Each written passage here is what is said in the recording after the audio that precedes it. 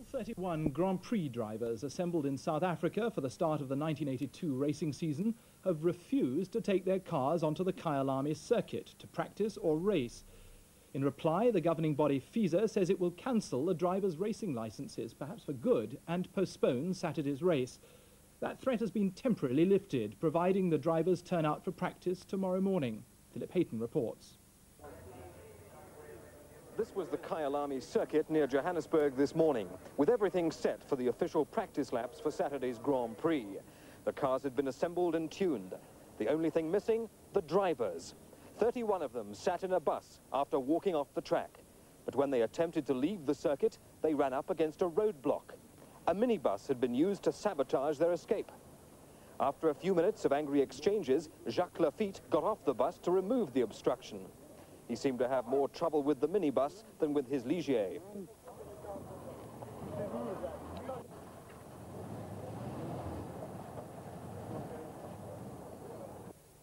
After making their escape, the drivers, with an escort of newsmen, headed for a Johannesburg hotel. The drivers are unhappy with clauses in what are called their super licenses, issued by FISA, the sports controlling organization. Among other things, the drivers don't want to reveal personal financial information. Former world champion Niki Lauda, who's due to make his racing comeback this year, had this to say. Very disappointed because the only reason I'm here for is race. So let's hope it's happening soon. You're not thinking about giving it up because of these problems? No. Not so easy. Organisers of the South African Grand Prix acted as go-between, travelling between the rival factions in a military helicopter, an indication perhaps of the government's concern.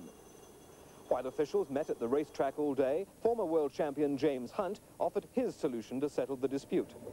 They're backed up against the wall. I think it's a great shame that a strike should take place. I mean, I personally think that what both sides should do right now is say, shelve all the problems for the purpose of this weekend.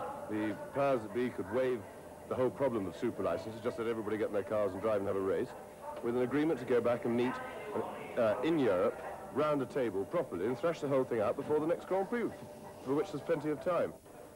South Africa is starved of much international sport, so the Grand Prix has taken on an added significance. As a cabinet minister has put it, the Grand Prix, with its 600 million television viewers worldwide... Total striking Formula One drivers in South Africa that unless they compete in the Grand Prix there on Saturday, they could face a lifetime ban. All the top drivers due to take part have said they won't compete if they're forced to sign a new super license. They say it's unfair. The license demands that drivers stay with the same team for 3 years, that they don't criticize FISA, the governing body, and that they reveal their personal financial details before they actually drive.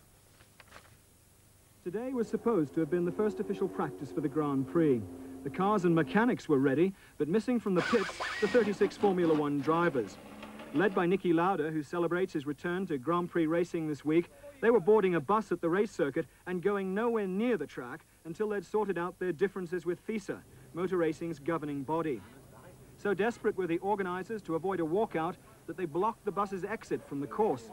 It was quickly removed, and then a race of an entirely different nature began. Dozens of journalists jockeying for pole position as they hurtled after the bus heading towards Johannesburg. Watching the flying circus, a rather bemused Niki Lauda. The drivers who locked themselves into a Johannesburg hotel feel their new super license, which they have to sign before racing, damages their chances of signing new and more profitable racing contracts. So our back's been put against the wall, so we're asking for some changes on the super license just to make it even for the drivers as much as it is for the constructors, and I hope that we can achieve a compromise. Meanwhile, talks between race officials and the driver's representative carried on at the circuit throughout the afternoon. The Grand Prix organiser, who stands to lose £1 million if the race is cancelled, was particularly bitter.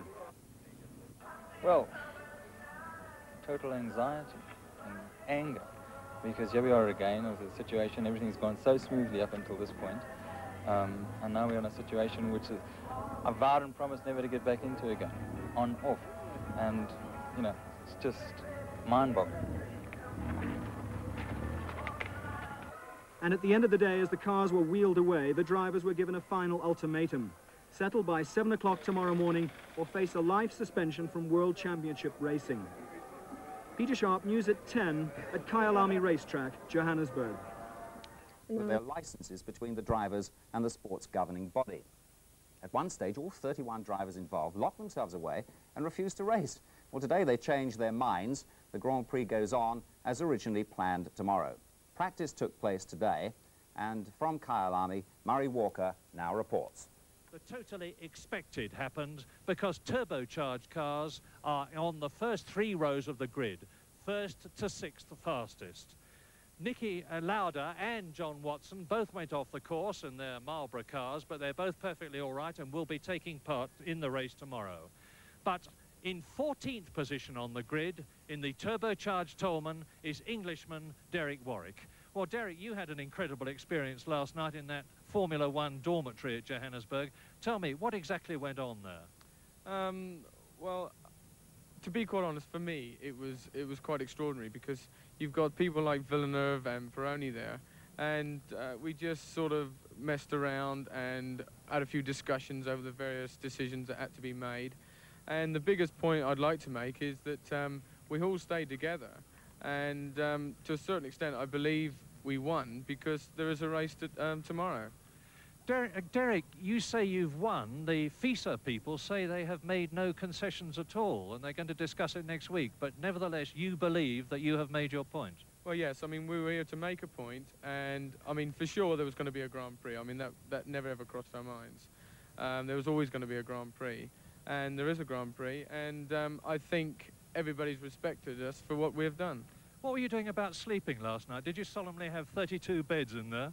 Yes, we did. It got a bit sticky in the morning, but because we had no showers or anything, we just threw a few blankets on the floor and all slept down. It was a very unshaven Derek Warwick that arrived this morning. Everybody, I believe, yes. So there we are. We have a South African Grand Prix by the skin of our teeth. And after practice had been concluded today in a mixture of wet and dry conditions, incidentally, in pole position in his turbocharged Renault, the man who won the 1980 South African Grand Prix, Frenchman René Arnoux, 4 seconds faster than the previous fastest time. Second on the grid alongside Arnoux is Nelson Piquet in the Brabham BMW, the first appearance of that car, incidentally. Then in the second row, Gilles Villeneuve in the turbocharged Ferrari, and Riccardo Patrese, the Italian, in his first appearance in the Brabham BMW. Fifth fastest, Alain Prost, who won 3 Grand Prix in the turbocharged Renault last year, with Didier Pironi, 6th fastest in the turbocharged Renault. The fastest non-turbo car was the Williams of the Finnish driver Keke Rosberg, alongside 8th fastest Carlos Reutemann, 2nd in the World Championship last year.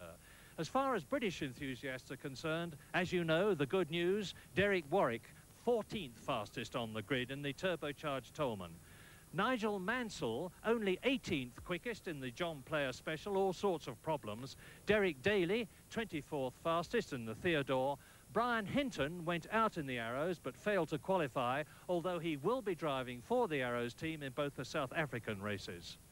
So, a race tomorrow for sure, but equally for sure, unfortunately, we have not heard the last of politics in the South African Grand Prix, and apologies for the poor sound quality from Kyalami. If you want to go into motor racing and do a job like this, you have to have your heart and your head 100% for it.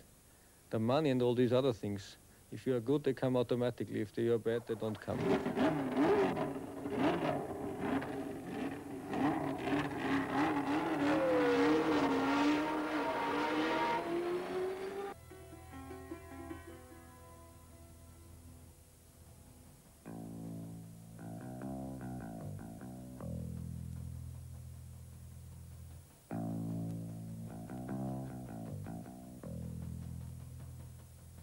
To go into motor racing and do a job like this, you have to have your heart and your head 100% for it.